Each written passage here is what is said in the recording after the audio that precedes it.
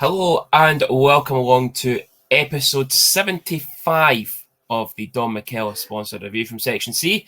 Happy New Year, everyone. Happy New Year, Senior. Happy New Year, Junior. How's it going? Yeah, fine. It's the last day off before going back to work. So, thankfully, you just see my top half because I'm still sitting in my jammy bottoms. Well, am I ready to go? Because I start back the day. Fucking back shift. Can't believe we're here to do a podcast at 10:30 or something on a Tuesday.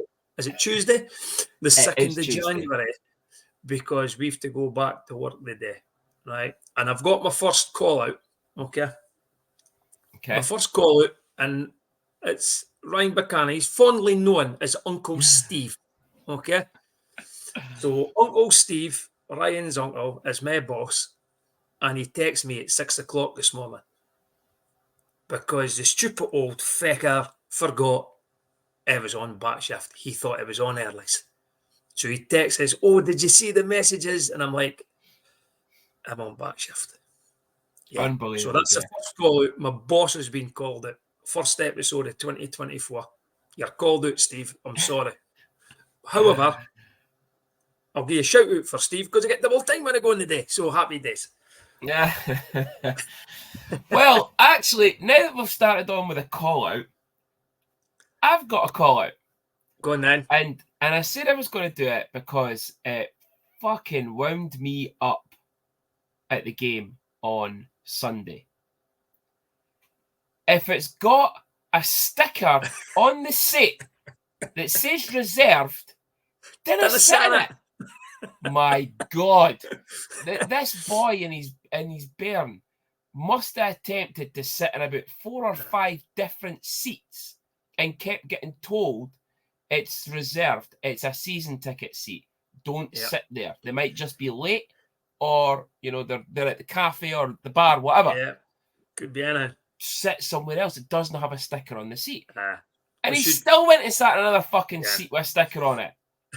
We should hear a game a reserve seat bingo, right? Honest so God, we should get a bingo card with a letter and a number on it, and when somebody sits in that seat, somebody shouts it out. D35. Oh, I've got that in. Check, Mick. Yeah. It's what I noticed. Andrea had put it on Facebook a couple of weeks ago, and that it's getting worse now. Especially in Section C, when you see a reserve sticker. It's got Dundee Stars on it, so it's not as if it's reserved for anything else. It's reserved for Stars games. Please, if you see a fucking seat with a sticker on it, then sit in it. It's as easy as that. So that boy in his bairn, 4 or 5 attempts at different seats. And they got told to move. There was a guy sitting in at the end of my row who saw there was 2 empty seats, so 2 no sticker seats, and then Stacey and Megan's 2 reserve seats in front of us, and he came down, sat in the non-reserved ones and looked over, couldn't see over the bar, so he moved over to Stacey's one. And Cass, like, it's got a sticker on it. Like, he looked at the fucking sticker. I just, honestly, I know that some people are new to it. It might be new people coming to the game for maybe their first time or that, but fuck it. It's like if you went to Tannadice and it had a reserved sticker on it, and you that wasn't your seat number on your ticket, you wouldn't sit in it. It's happening more and more, eh? And you're probably right. It's probably newbies, but the thing about it is, it's got reserved seating, Dundee Stars season ticket. Unbelievable. It's there. It tells you, and you're at a Dundee Stars game, so it's somebody's seat. Yeah. So I just was. It was unreal. Yeah. The same boy. Yeah. So for the call outs to the shout outs, I'm going to give you've done a can about this. I'm going to give a wee shout out to Hockey Laura, because I see she put a wee post up about her mum and her dad not being well again. Her mum had a stroke a wee while back. Now she's got COVID, and her dad's now took a heart attack. So Jesus, Laura, for the both of us, I can you listen to her. I can we'll hear a lot of banter between Stars and Flyers, but for the both of us, I hope, as you call them, mother and father, are on the road to recovery. So all the best for the two of us, pal. Yeah, definitely. So it's the 2nd of January. We had to squeeze in another episode because I think we both forgot that we had a game the morning's night until Andy had mentioned it at the rink on Sunday. Oh shit, when are we going to get this episode squeezed in? So we will look at our 51 Club sponsored game reviews. So obviously we were at home. We were away to the Belfast Giants first. It was a home and home. Senior, you had this down for a 3-2 Stars win. I had it down for a 3-2 Belfast overtime win. And we were right about 3 goals for someone. But it was for the wrong team, unfortunately. The Belfast Giants did come out with 3-0 winners. Davy Phillips. I think it was Davy Phillips that scored the first goal. I don't know if that's correct or not. We only saw it about 100 times on Giants TV. They only spoke about it about 200 times on Giants TV, trying to decide if it was Davy Phillips' goal or not. So Davy Phillips, 6-19. Greg Prince at 55-53. And then Bobby McIntyre at the empty netter at 58-33. It was not a 3-0 game. Empty netter obviously makes that look a lot worse than what it was. I wouldn't even say it was a 2-0 game. I thought Belfast were average, and I think we'll allude to that in the next one as well. They were average. Stars played a good road game, sat in a lot the first period, soaked up a lot of pressure, and then the second and third came out really hard, created a lot of good chances, just couldn't they get one past old, as Kitchie kept calling him, Jackson Besco, throughout the game, because he was that used to just saying Besco. Oh, good save, Besco, I mean whistle. But listen, Senior, I actually think we deserved something from the game. Yeah, I don't think, I didn't watch it. I'm not an avid viewer of Elite League webcasts, to be honest with you, whether the opposition or even the Stars, I just didn't like it. But from all accounts, I'd followed it online. From all accounts, that like what you're saying, it probably wasn't even a 2-0 game.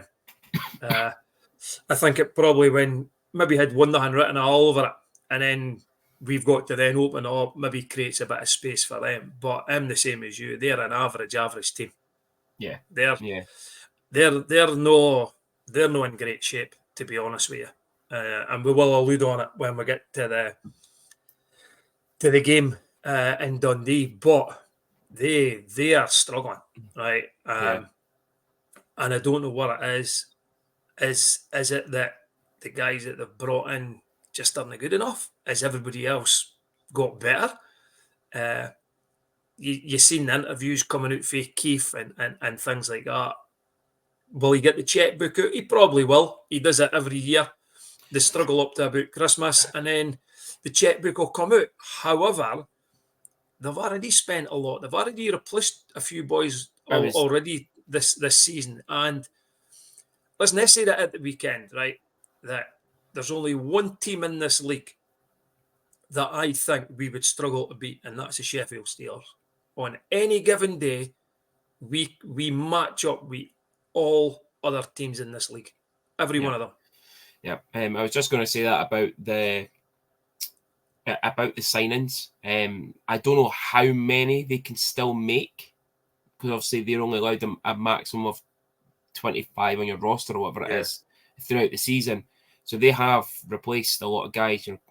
They kept mentioning it on their webcast as well, that it's a revolving door of injuries. They've got one guy come back and one guy goes out, one guy comes back, one guy goes, yeah, okay, I can suck it up like the rest will have to every year. But yeah, it is something. I don't know how many more they can sign, but I think they do. It comes down to, for me, they've got a load of guys who are very good, very skilled players, but they look like they lack a bit of heart behind them. Yeah. Like, there's only a couple of them have got a bit of fight. The rest of them are just a bit going through the motions. Junior, I didn't even care if I've got a bit of fight in them, to be honest with you. And Some again, of them do. We'll touch on something that happened that during our home game against them. But away from home, they were there for the taking, eh? And we know how good Jackson is. He is a very, very good netminder. He gets lucky a lot of times, but you make your own luck. It was good to see the big sexy fucker getting his first game on at the weekend. He played in both games, and you mentioned it to me through the webcast that he looks a player, and this was confirmed that in our home game against Belfast that he is a very, very good D-man. Yeah. One thing I do want to touch on was the ice conditions in Belfast. The ice was absolutely shocking. It was grey. It was that bad.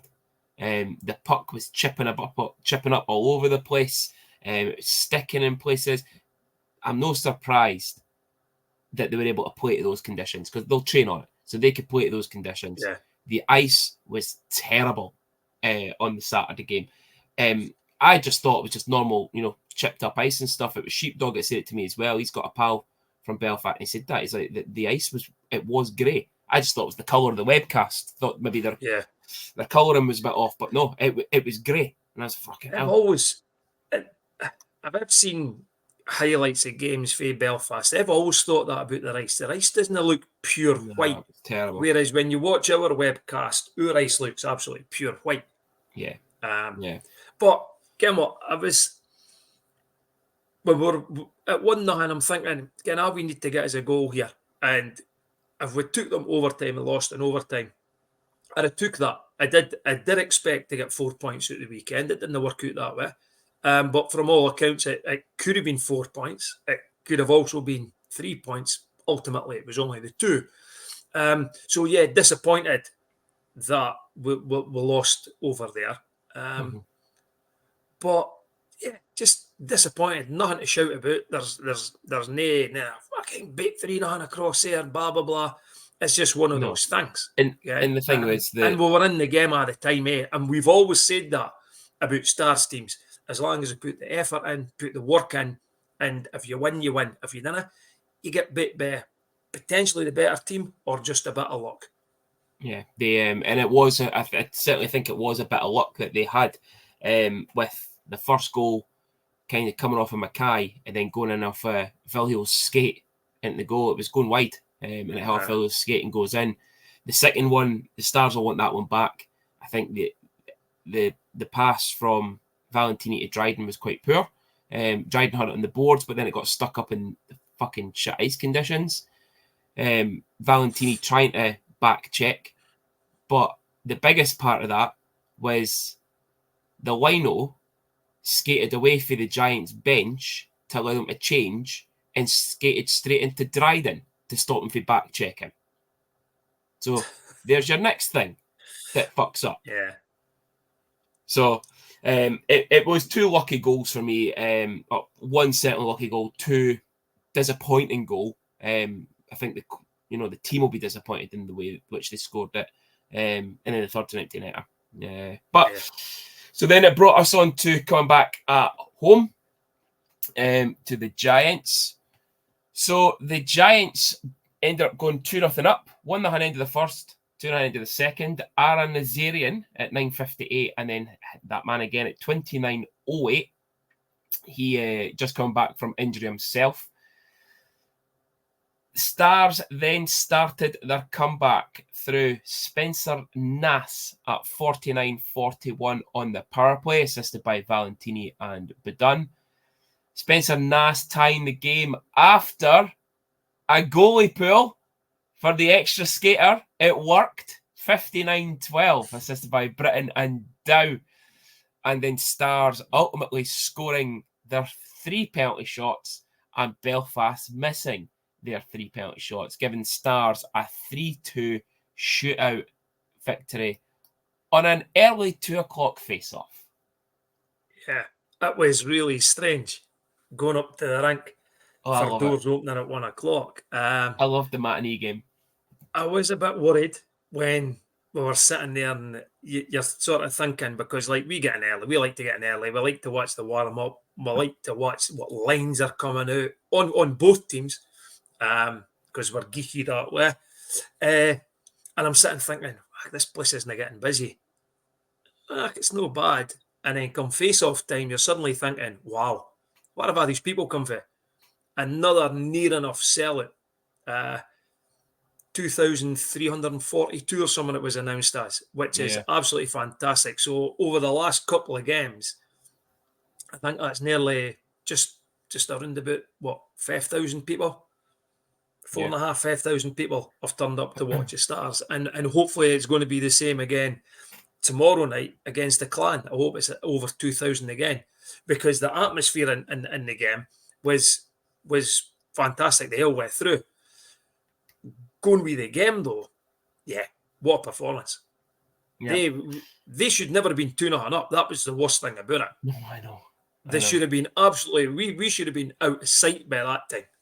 Yeah. Jackson kept him in the game. He got a good bit of luck at times.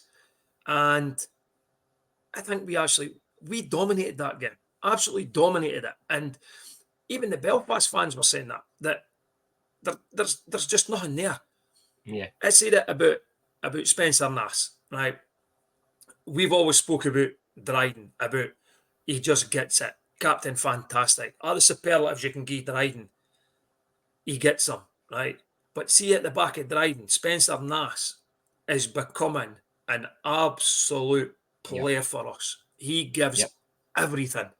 And even his interview after the game, he was so sort of just, it was natural the way he was speaking, and he knew that they were going to win. He's just, for me, he's got everything that you expect to a player. Yeah. Yeah. 2 goals, get us back in it, ties the game. Yeah. Absolutely tremendous. It was his penalty shot, I think, that trickled through Jackson's 5-hole, the second one. I thought he'd saved it as well, but then I just saw him kind of move backwards. I thought that's going to trickle through because he's no set. Yeah. But yeah, Nass was absolutely outstanding. We'll come on to the big sexy fucker as well, Elijah Vilio. He again, I said it about Kyle Pouncey about his skating ability, but this guy, the skating ability that he has, and the total nonchalant stroll up the ice with a puck, and he just goes past it. He glides past him. You're like, he's a player. Absolutely. I was watching him in the warm up, and when he skates about in the warm up, when players are like, he's just going back and forward across the ice, and he's got the puck on his stick, and it's just forehand, backhand, but his head's up all the time. He's not looking at the ice, and it's just head up, and he's faking about, looking left, looking right, getting the wee shimmy and things like that. And I watched him, and he'd done it for a long time. And I'm thinking, that looks good. Yeah. But then when he does it during the game, you think, that looks really good. But he was good. But for me, the comeback started with Nass. Him and Harms. Harms was just a shite bag. Honestly, he was right in about it. And he didn't back down for anybody. And I think it was, I can't mind if it was him or Carter Johnson, ripped the guy's helmet and just threw it on the ice. I think it was Johnson. And I was like, we're not backing down for you. We didn't care that you're the Belfast Giants. We didn't care how much money you've got. Yeah. They came into that game with the belief that they were going to win, and probably had the belief that they should have won the night before. And I think that helped a lot. But Nass is a leader, an absolute leader, and thoroughly deserved all the comments that he got on social media after the game for everybody, because he got we back with the goal. And we pull Kevin. Sometimes it works, sometimes it doesn't. This time it worked. Yeah. And I think credit has to go to Josh Britton, because I think we'd lost the puck, and I think Britton went and retrieved it again.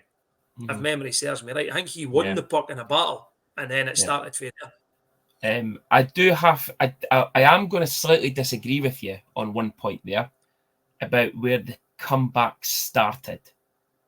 For me, The comeback all came from James Phelan and Craig Garrigan on that 5-minute penalty kill. Yeah. The two of them. Phelan's got to watch himself, right? I didn't want to call it out in case we know that some refs listen to this, but he's very stick happy, that laddie. He just fucking goes about. But the two of them on the penalty kill together, it honestly, they're fucking phenomenal. A lot of people, Phelan as a player, Phelan is a top class player.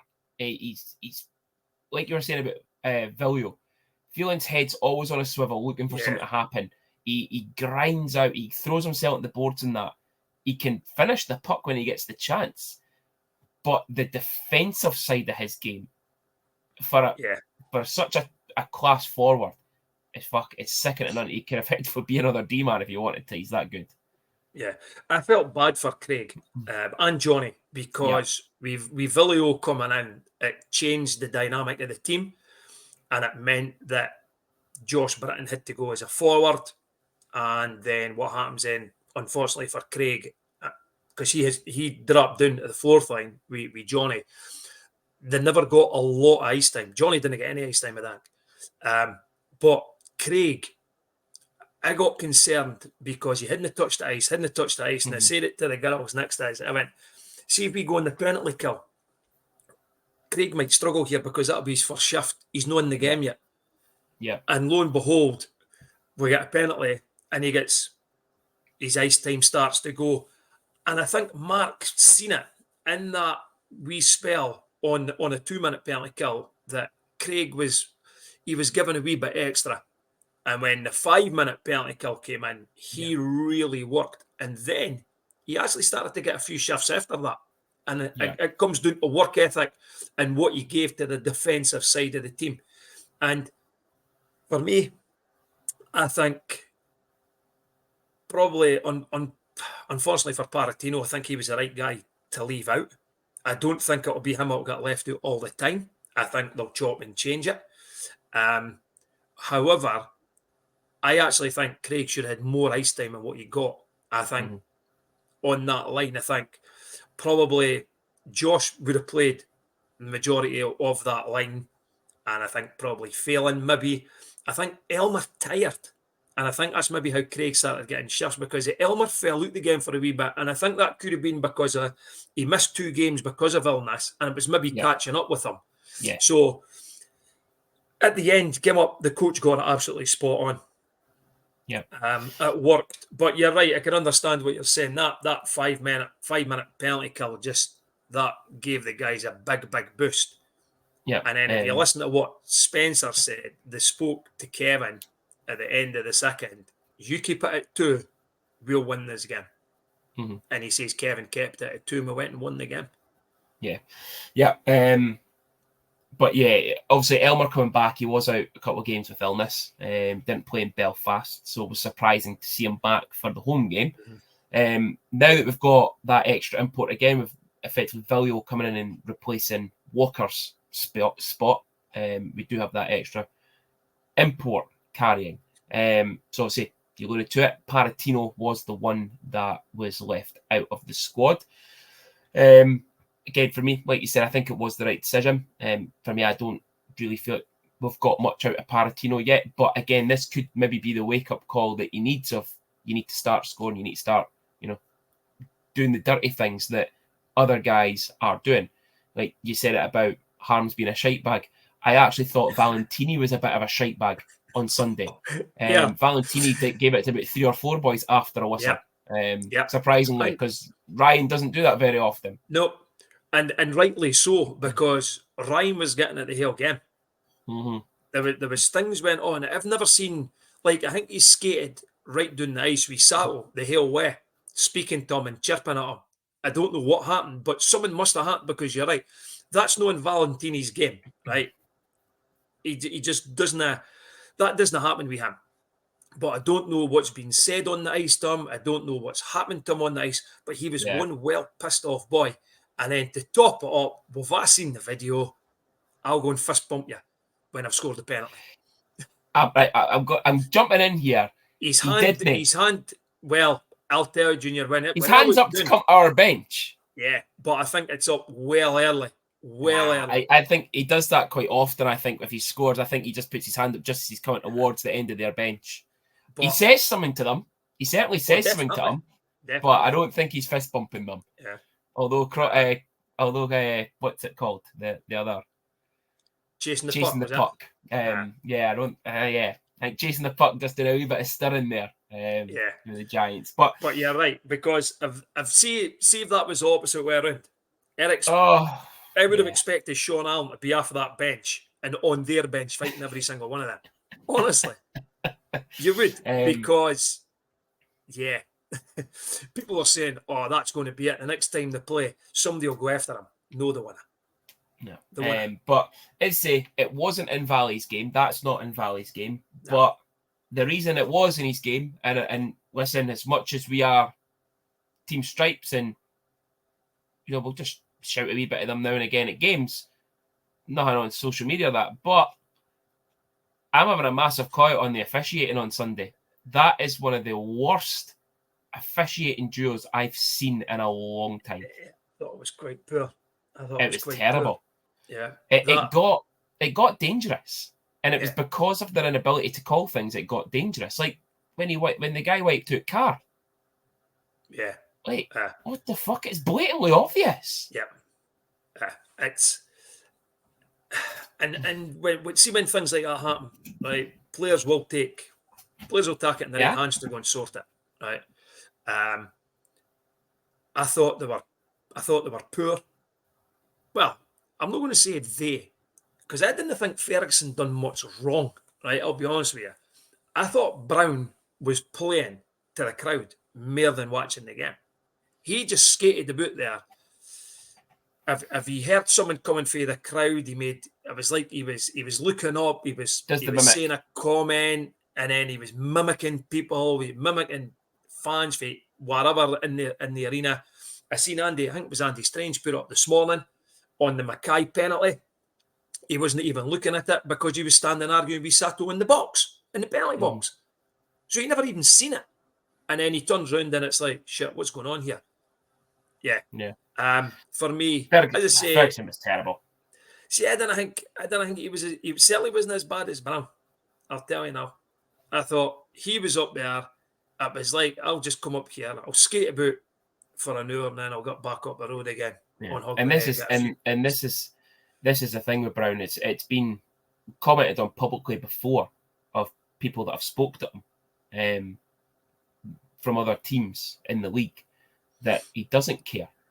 He doesn't care about games. Yeah. He's now starting to mimic other crowds as well. It's a professional league, right?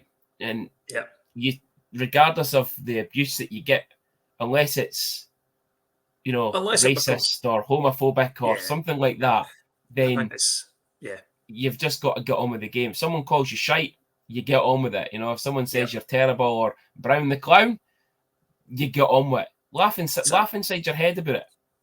But to stand and then go, meh, it's so pathetic. It's childish. It's just childish. But look, you look at, and I know the officials get dogs abuse every game, right? But you've got Toby Craig, you've got Pavel, you've got Rogers, and the guys, they just get on with it. I'm not saying they'll have the greatest of games every game, but they come up the day of Job, and that's it. If they make an arse of it, they make an arse of it. They're fucking human, right? I would doubt very much if you would see Toby fucking going mimicking like a child to the crowd. You'd just be like, he just wouldn't do it. He just wouldn't do it. I'm telling you now, because it's no in his locker to do that, right? No. When Toby comes up to games, I've said it umpteen times on this podcast, right? He doesn't give a fuck about the Dundee Stars. He doesn't give a fuck about the Belfast Giants, and he doesn't give a fuck about the crowd. He's there to do a job, right? And he will hear things that get shouted to him, but he just gets on with it. And Pavel's the same, right? Yeah. We'll touch on it when we'll do our game preview is going to be the Clan, right? And it's going to be interesting. As soon as the referees are announced, right, the Clan fans will complain. Doesn't matter what they get. It does not matter who they get. They will complain. So, yeah. I thought you're right. I thought they were poor. I'm just going on. No, they've not put it up. I was just double check. Sometimes they put it up a day before if they know who it is. I'm going to say I'll be surprised if it's not Toby and Pavel. I think it'll be Toby and Brown, or Toby and Ferguson. I think it'll be. It'll either be Toby and somebody else, obviously, or it'll be Pavel and somebody else. If not, it'll be the two of them together. Yeah, but Brown, absolutely shocking performance from him. Ferguson missed so much as well for me. The big thing was obviously Ferguson's call on the 5+ game. It was Ferguson's call. Brown then comes fucking charging over to discuss it with him, then calls in one of the linos, then calls in the next lino. Brown chokes to kick a player out again. Absolutely chokes to kick somebody out. So as soon as they had the opportunity to potentially call a major, he was like, right, okay, we can kick somebody out here. And I think that might have been to try and calm it down because they'd lost control of the game. Yeah, totally. Watching it back, watch the highlights. I still don't believe it's a major penalty. I don't even think. Junior, you don't care if it's a penalty. I don't think it's a penalty at all. I'd like to see some other angles to see if it is a penalty. Mm-hmm. But I just thought he kind of went in like that. He sticks down, not cross-checked, sticks down and just pushed him. I think his stick's been at his chest and the boys went into him. I might be wrong, like you. I'd like to see it again. No, I thought the boy's like 4 foot against 6'5". I've always said that against Chris Mackay. I've always said that. He's a big guy. He's entitled to defend himself. Yeah. If somebody fucking wants to go and header his stick, then he headers his stick. But the thing about it was, right, they called it 5+ game for checking to the head. And then changed it to cross-check. So what the fuck is going on? Nah, not a clue. No. So it was a pleasant 2 points in the end. Definitely. Which brought us up on the league table. Still in 6th place. Tied on points now with Coventry and Glasgow. Coventry now have a game in hand. Manchester a point behind the three of us in 8th place, with Nottingham and Fife in 9th and 10th on 19 points. Above us, Guildford on 29 through 24 games, Belfast 30 through 25, and Cardiff 31 through 24. Sheffield running away at the top there, 39 points with 2 games in hand on the Cardiff Devils. So, Senior, it's still looking pleasant. It's only 5 points off of 3rd place with a game in hand. Obviously, we do play Glasgow, Coventry, and Guildford, and we'll get into that in the preview this week and at the weekend. But biggest surprise, and obviously this was taken today, the biggest surprise was the Fife Flyers picking up a win with Andy Little in the goal against the Glasgow Clan, keeping them below us. So thank you very much, Mr. Fife Flyers. Definitely. I'll tell you, see, the way the league is this now, I would take that league at the end of the season because it means we've got Belfast and I would fancy our chances. I said it earlier on, I fancy our chances against anybody apart from probably Sheffield.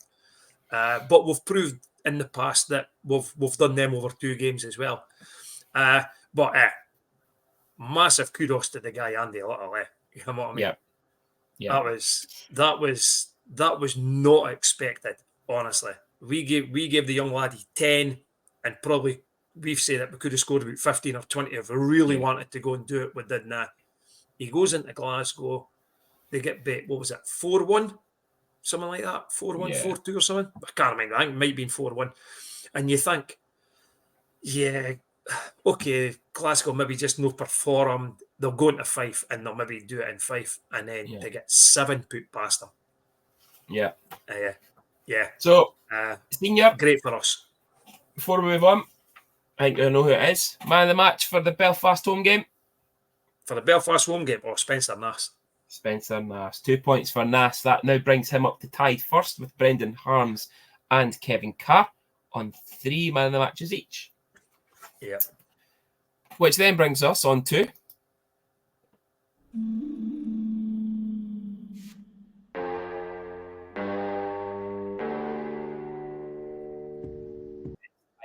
for seniors, the good, the bad, and the ugly. Yeah. The good has to be the comeback against Belfast. I think be 2-0 down in previous years against them, we could have went and just capitulated, but we didn't. I thought we'd done really well to come back.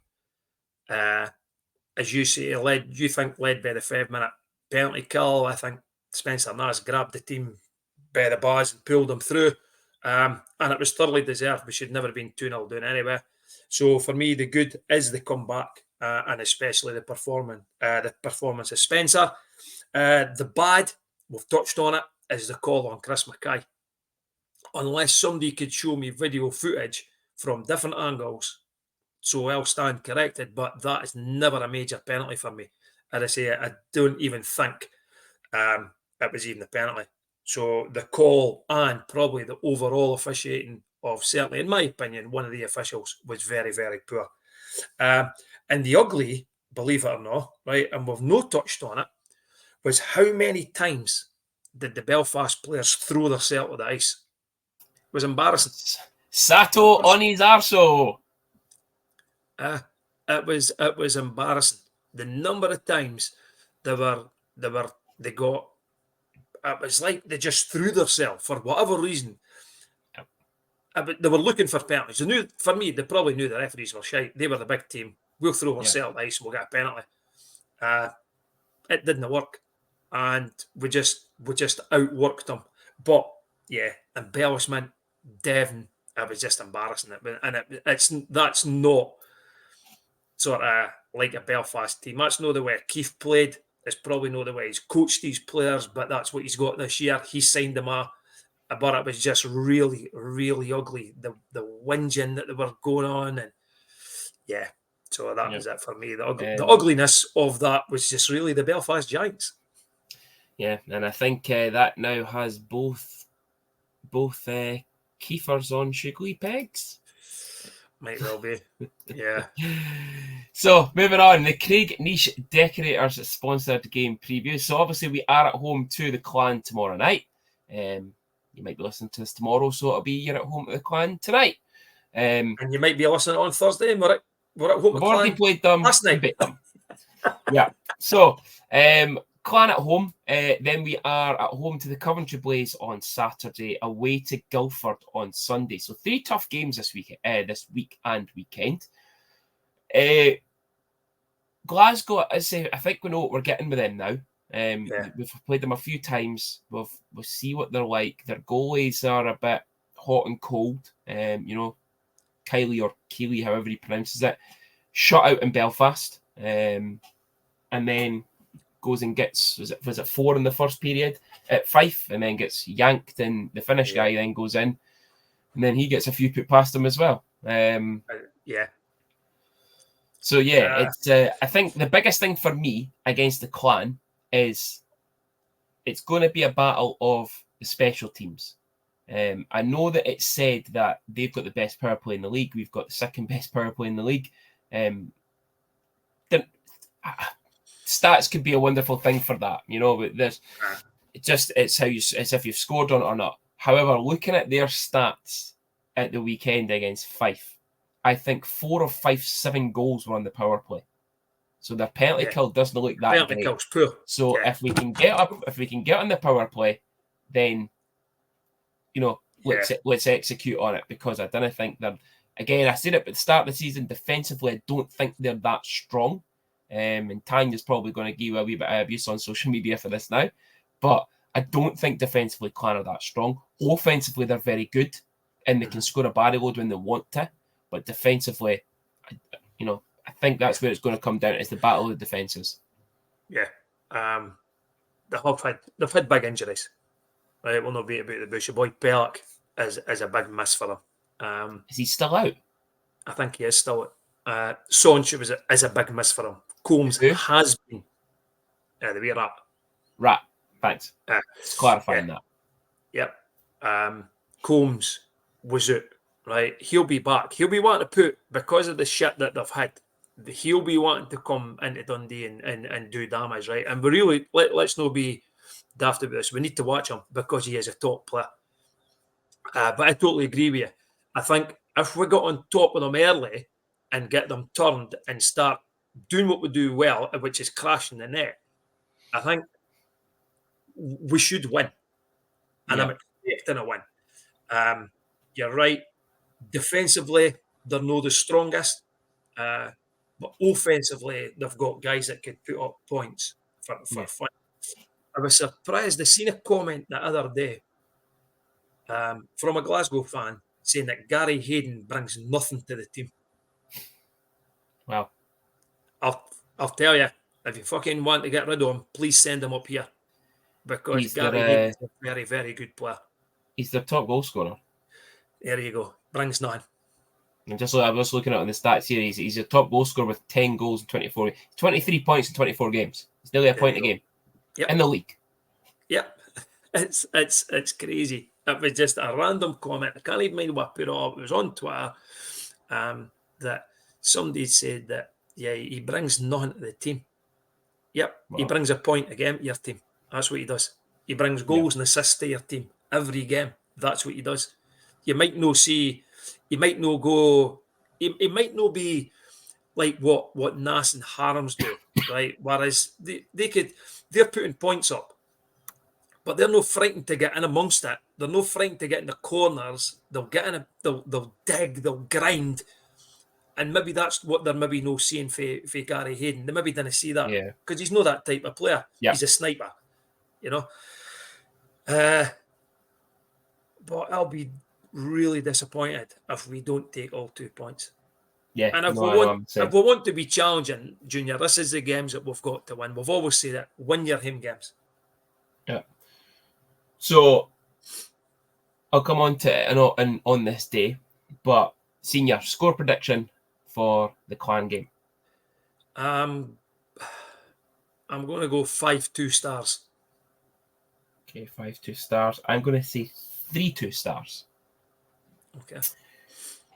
Currently on Saturday, so the Blaze obviously they've picked up a real run of form recently. Kobe Roth and the boy Alessio Lucini.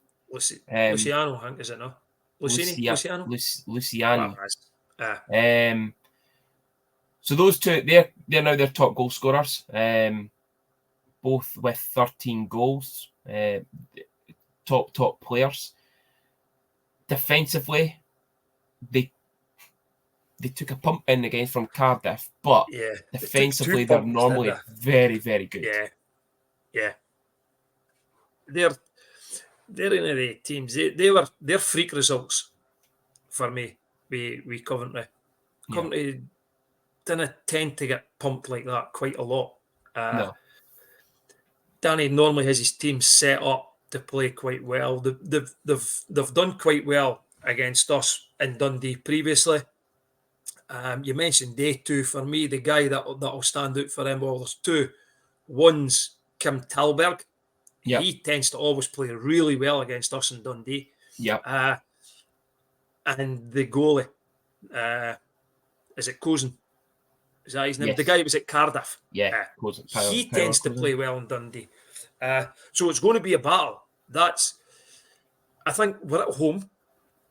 And again, the expectation should be that we win that home game. And if we want to be challenging, we've got to win these games.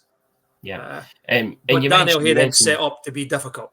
Yeah, you mentioned those two as well, but then you've still got Count of Monte Cristo. He's there. Ian McNulty. Yeah. So they are a stacked side. But again, it's just making sure that we don't allow them to play. You know, it's a long journey up for them on the Saturday. We'll be fresh, being at home, hopefully. Yeah.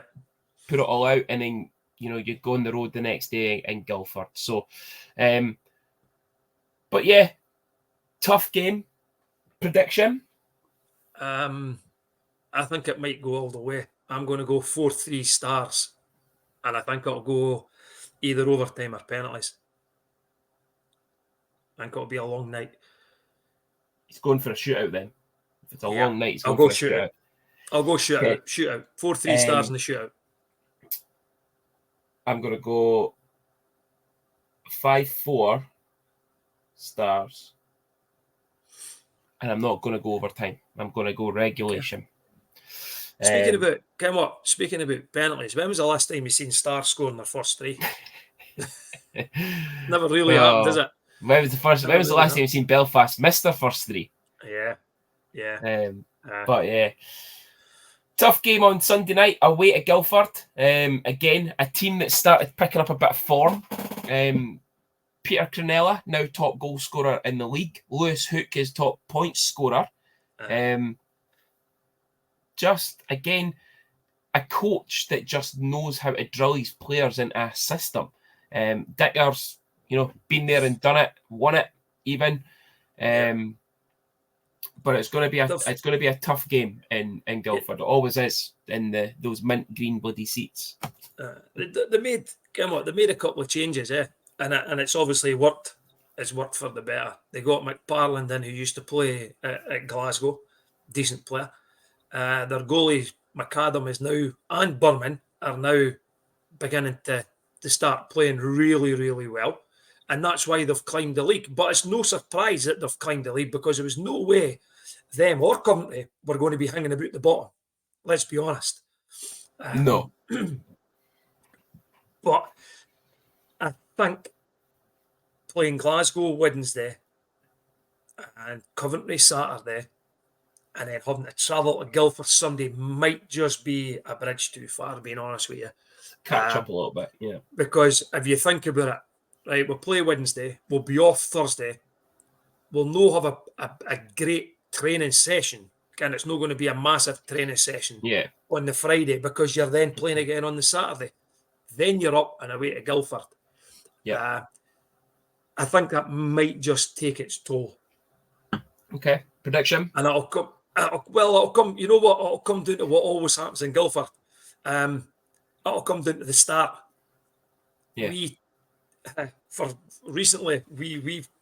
tended to start really poor in Guildford and then come back into the game. But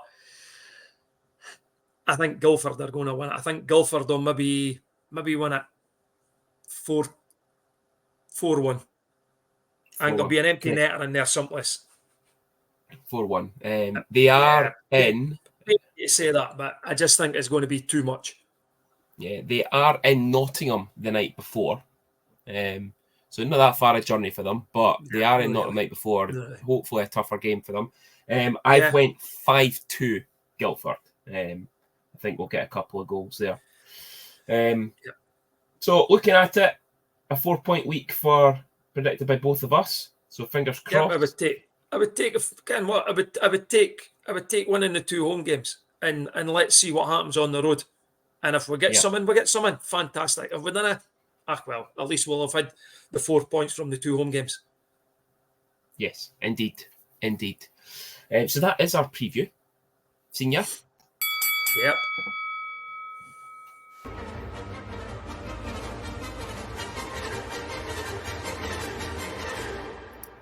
Junior versus Senior. It is time for the Gloves Off sponsored Junior versus Senior. Just to remind everyone of last week, what was it again? Riley Wetmore. The thing is, I didn't even write down his name. I just wrote down all the clues. It was Riley Wetmore. Senior didn't get it. Your pal Hunty says he got it after. He's full of shit. Born in the USA, and he was a 6-foot centre and played 4 seasons at the college he was at in the NCAA Hockey East. That's where he got off of. So I'll tell you, there's one way to find out how. Yes. What is it? It had to have been just a complete guess for us. 6-foot centre, USA, Riley Wetmore. Listen, he'll be sitting there on Elite League prospects going through them. Right? What we don't do, that's what he'll be doing. Right? There's only one way of doing it, is we'll get him on and we'll just hit him with it and say, right, Here it is. What's your answer? We'll see how good he is. Him and Betty. Him and Betty. Someone else commented on it saying that they got it after a couple of guests as well. I can't remember who it was. Somebody said it on the Star Supporters page. I was pissing myself. Yeah. But right, I need a new page because I need to take notes here. Listen, I think you'll get this in quite easily, to be honest with you. Okay. I wouldn't. I wouldn't. I've actually had to put the boy's name down, because if I hadn't put his name down, I'd forget what it was. That's how bad it was. To be fair, I did as well. So. Okay, right, you ready? Yeah. Okay. He's Canadian. He was born in Toronto, 18th of December, 1982. 1982. So Toronto, 1982. Canadian. Yep. Right. Trying to think of Canadians. Let's go. Michael Poirier. Nope. Hold on. I'm delayed. Yeah. Hey. Not Michael. Michael Poirier is not that old. It's the fucking name. Good dog. It was a good guess, though. It was a good guess. Okay. Clue number 2. He spent 4 years, and I think you'll get it. I think you'll get it for this, honestly. 4 years at Elmira College, and he recorded 125 points in 98 games. See, no, I can only think of Elmira Jackals, and they're not the college team. Canadian, 1982. 1982. So what's 4 that? years at Elmira. 02, 12, 22. Oh, so he's 40 now. He's Okay. 41. Yeah, God. Apologies to Michael Poirier. Exactly. I didn't really click on that one wow. there. Yeah. 1982. Come on, Junior. You're looking at screens. I could see you. You're at it. I've got my fucking notebook here. There. Canadian. 92. Elmira. Yep. I'll go with your guess for last week. Chris Blight.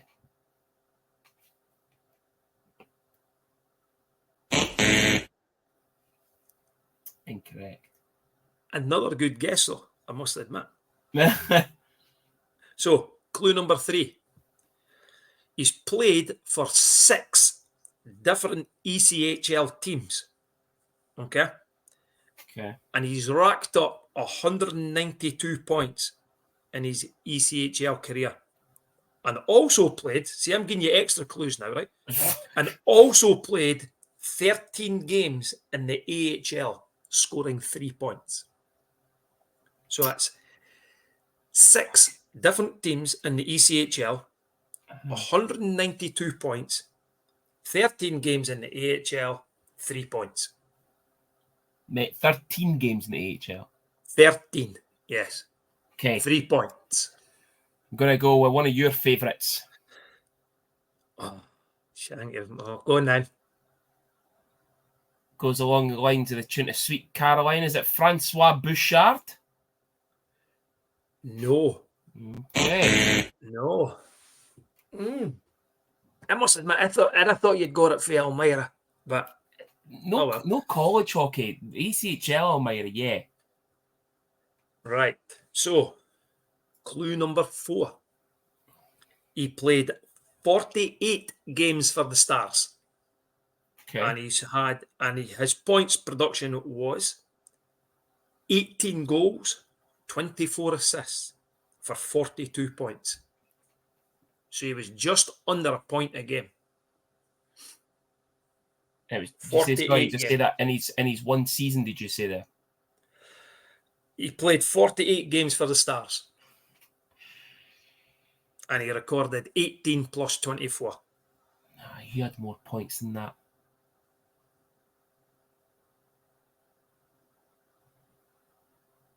I don't think I'm going to get it this week, Senior. Oh, wow.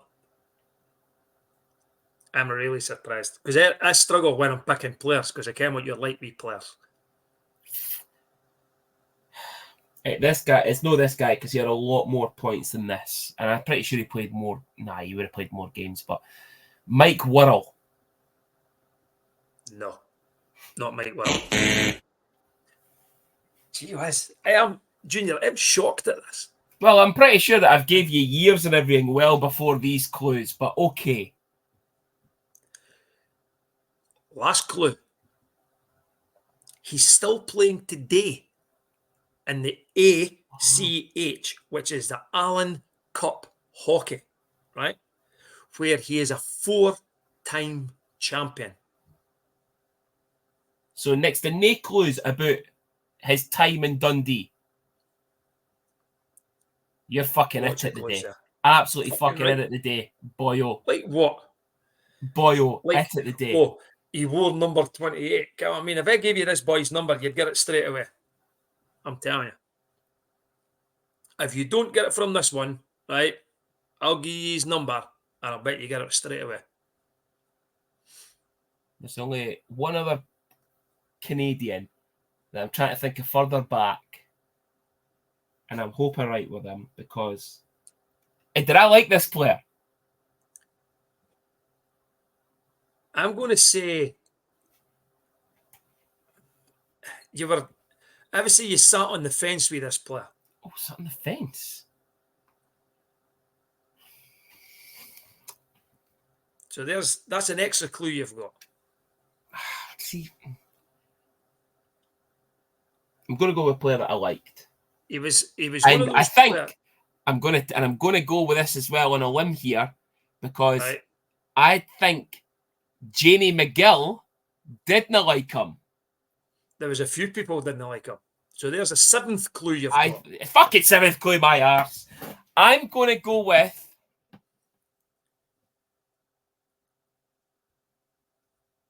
Jarek Conkle.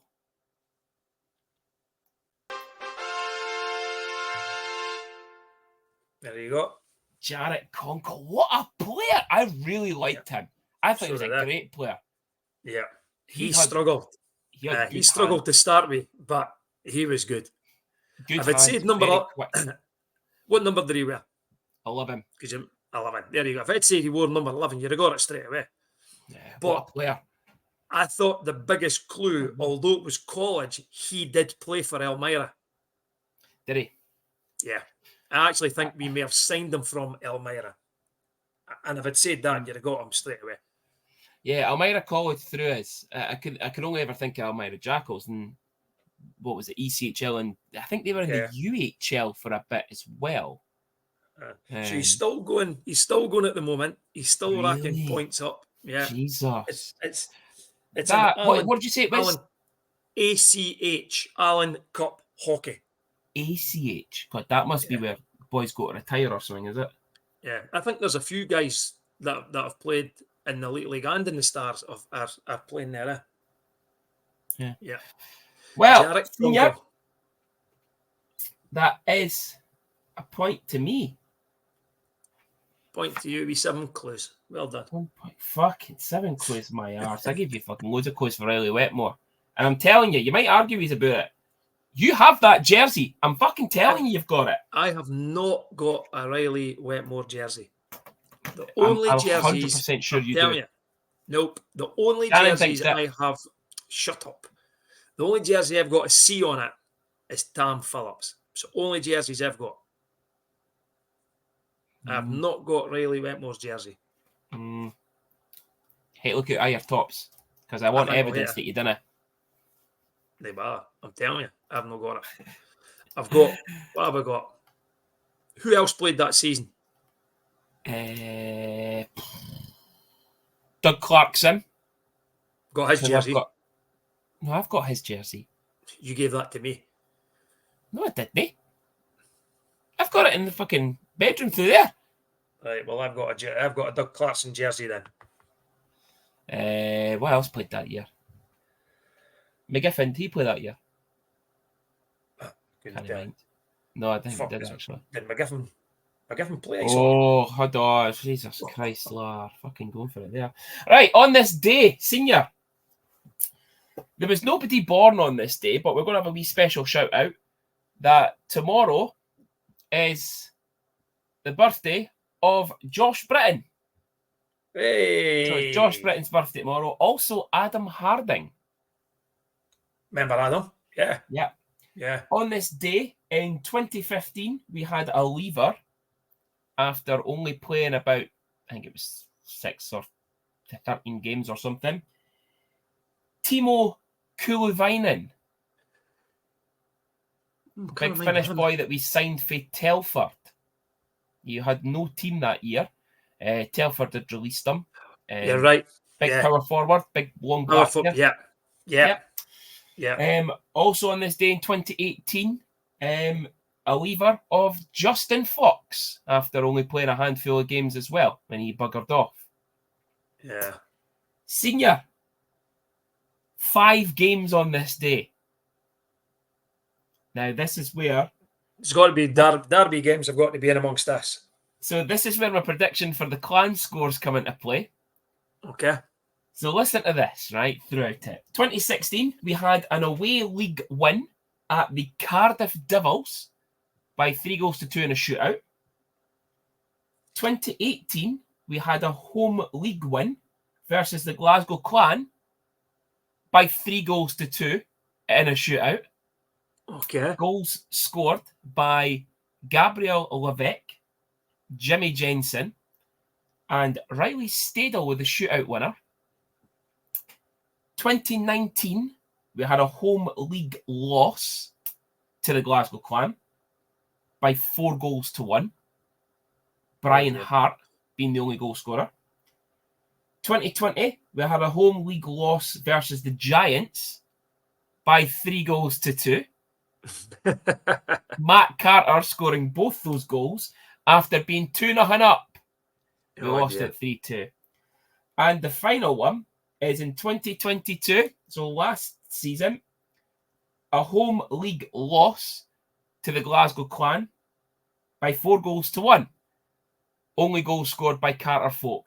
So, 3 games with a scoreline 3-2, 2 games with a scoreline 4-1. Yeah. So I'll take 4-1 for us, or I'll take 3-2 for us. I don't care. Yeah. Just to be at the 2 points. So that is all that happened on this day. So whilst you've been scrolling through that, all right, I was looking at the players who played alongside Jarrett Conkle, and I'll tell you, the jersey I've got from that season. No Jarrett Conkle, you didn't. Is John Dolan. Because Riley Wetmore didn't play the same season as Jarrett Conkle. Wetmore, was it? Fucking sausage. See, unprofessional. Get on with it. Senior, main thing, competition time. Oh, going for it, Junior. So, our amazing sponsors at Don McKellar Italian Restaurant on the Perth Road in Dundee, former Stars, and not former Stars legend, former Stars player and Stars legend, Paddy Lockie, his amazing restaurant. Paddy has kindly donated a gift voucher for us for the restaurant. Now, we did say a couple of weeks ago it was going to be a big competition, and Paddy really has gave us a big competition. Paddy has given us a £100 voucher for Don McKellar. Senior, you're shaking your head there. Honestly, he just does it for us, does he? Come on, mate. Yes. He does it for us.